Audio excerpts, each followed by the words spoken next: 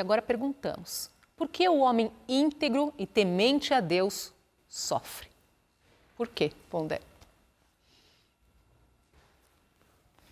Como Deus talvez dissesse, sendo ousado bastante para citá-lo, onde você estava quando eu coloquei as estrelas no firmamento? Quem é você para querer fazer uma pergunta dessa para mim? Pobre alma. Pobre alma mortal. Mas o fato é que essa é a pergunta do livro de Jó, né? Que aparentemente já é uma releitura de um livro da Mesopotâmia, de um poema mesopotâmico, que o sujeito também é um sujeito dedicado aos deuses, no caso, faz tudo certo e sofre. Essa pergunta, ela é uma pergunta tão séria, porque ela é uma pergunta séria. Né? Ela é uma pergunta séria. Ela é tão séria, que tem um filósofo que construiu, chamado Leibniz, né? Entre o 17 e o 18, alemão de cultura, mas que achava que tinha que escrever em francês, porque era a língua culta, que ele escreveu uma obra tentando responder essa pergunta. Né?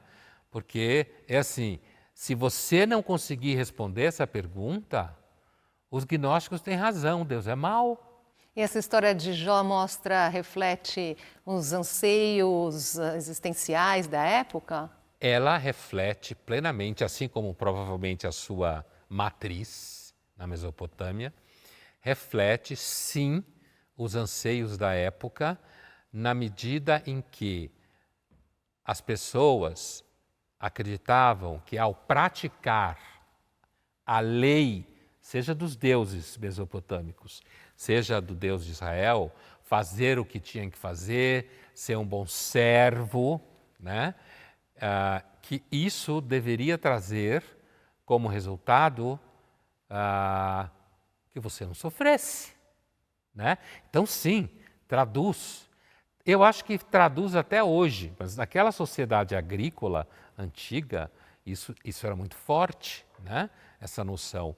E assim, a pergunta de Jó, afinal de contas, por que eu sofro, é uma pergunta que remete à ideia de que eu mesmo não posso ser critério da minha própria virtude. É claro que hoje a gente não vive exatamente numa sociedade evidentemente igual à antiga, do Mediterrâneo oriental. Mas assim, é muito comum pessoas se perguntarem, afinal de contas, eu vou pegar um exemplo clichê, dolorido, mas clichê. Por que uma criança de 5 anos pode ter um tumor? Entende? Quer dizer, por quê? Se Deus é bom, como que isso acontece? Normalmente, o que se responde é que alguns vão para vidas passadas, ele escolheu, ele está aprendendo, a missão dele é fazer com que os pais aprendam alguma coisa, ou seja, o ser humano não suporta a ideia de que tudo seja filho da contingência. Não suporta. É provavelmente uma questão adaptativa. Né? Então, você aprende lá que tem que seguir os ancestrais, no Provérbios, você aprende no Eclesiastes que qual é seu lugar no universo, embaixo do sol, efêmero, e no Jó você tem que aprender que você não é ninguém para jogar na cara de Deus. Afinal de contas, por que isso está sofrendo? Por que eu estou sofrendo? Eu não mereço. É Deus que sabe se você merece ou não. É forte isso, hein? E nós convidamos o rabino Adrian Gottfried e o pastor Rivanildo Guedes para falar sobre como é possível entender a coexistência da bondade de Deus com a maldade e sofrimento do mundo contemporâneo.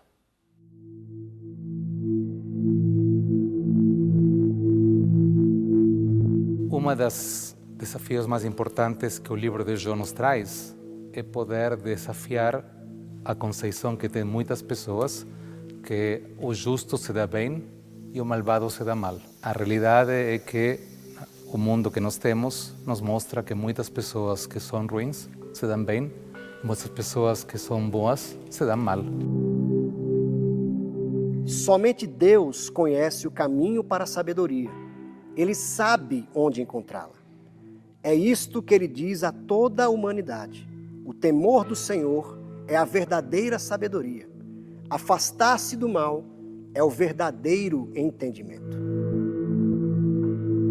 O livro de Jó, na verdade, nos confronta com a dor, com o sofrimento, e nós temos que entender que a vida é um todo. Aparecem coisas boas e coisas ruins. E nós não temos a capacidade de escolher só a parte bacana da história.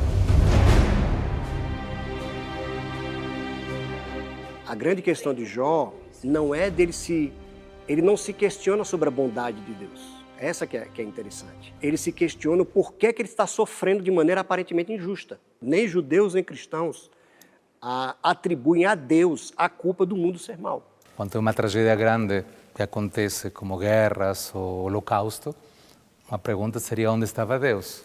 Mas a mais importante, onde estava o ser humano?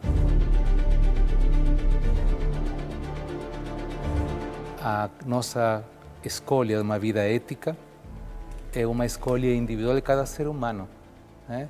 Claro, se você acredita em Deus, eu acho que é melhor. Mas se não, não tem desculpa para isso também não, para não ter uma vida ética. Deus criou o mundo de maneira perfeita, porque nada sai de Deus de maneira má, porque Deus é bom. A essência de Deus é bondade. Então Santo Agostinho disse o seguinte: Deus, ao criar o homem, deu a ele o livre-arbítrio, o famoso livre-arbítrio. Então, no livre-arbítrio existe a possibilidade do homem escolher o bem ou o mal. De uma forma geral, a Escritura Sagrada não vai especular de onde vem o mal, de onde vem o sofrimento. Ao sofrer, nós vamos dizer assim: o que é que Deus quer que eu faça nesse momento? Dentro da teologia judaica, a gente não sabe como é Deus, mas sabe o que Deus faz. O que Deus faz? Ele cuida da pessoa que tem fome, do que tem menos condições, do órfão, da viúva. Né? Então, nós fazemos o caminho de Deus, imitando Ele nas coisas, ajudando outros seres humanos. Essa é a nossa maneira de nos conectar com Deus. O maior mandamento da Escritura Sagrada, tanto no Antigo como no Novo Testamento, é amar a Deus sobre todas as coisas e ao nosso próximo como a nós mesmos. Então, quando nós estamos sofrendo, a pergunta que nós temos que fazer, que é a que Deus faz a nós, é: como você pode me amar mais nesse momento para que você possa amar melhor o seu próximo ao sofrer, como você está sofrendo agora?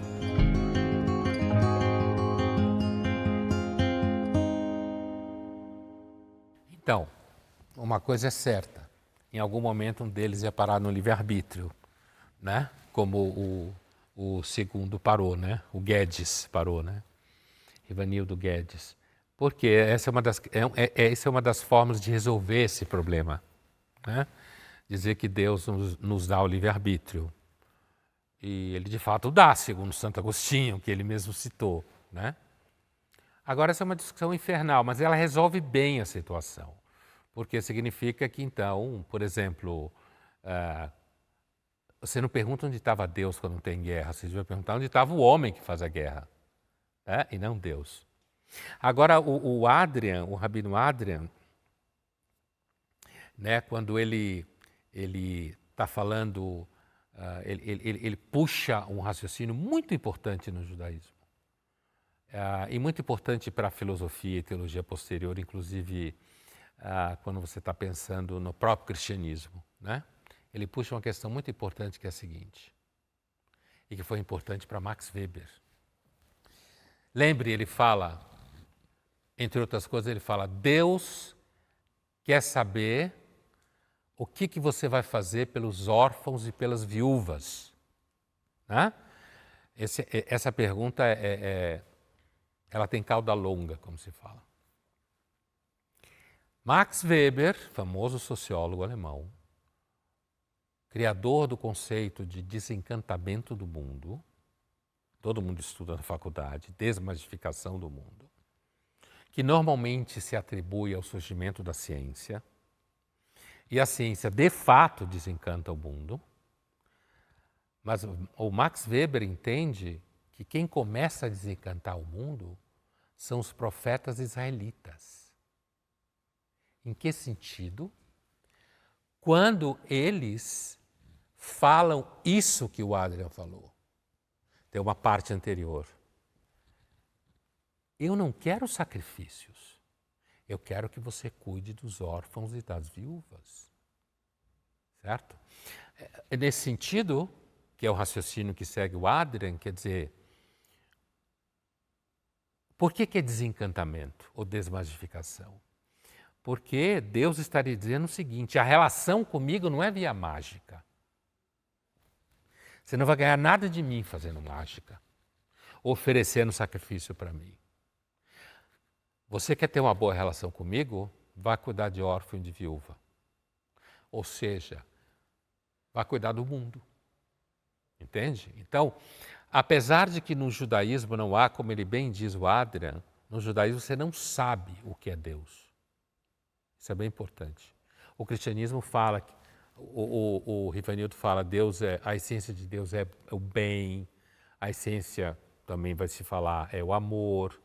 No judaísmo não se sabe a essência de Deus. Ele está além da linguagem. Mas diz o Adrian, o que a gente sabe são as ações dele. E ele cuida. Então é isso aí. Livre-arbítrio de um lado, ética do outro. Essas são as respostas ao livro de Jó. Meus ouvidos já tinham ouvido a teu respeito, mas agora os meus olhos te viram. Por isso me abomino e me arrependo no pó e na cinza. Isso mostra que a autoavaliação da virtude pode ser falha? Com certeza, né? E quando você está começando a entender as coisas, você começa a enxergar que você é pó e cinzas. Isso é uma temática do Velho Testamento o tempo inteiro. Abraão, o grande patriarca, quando Abraão vai falar com Deus, ele fala, eu que sou pó e cinzas, né? E eu já tinha ouvido falar de você, diz o texto sobre Deus. Mas quando eu encarei você pela primeira vez, a tradição hebraica antiga e o judaísmo herdou a mesma coisa, é que se você olha Deus de frente, você vira pó e cinzas, você desmancha.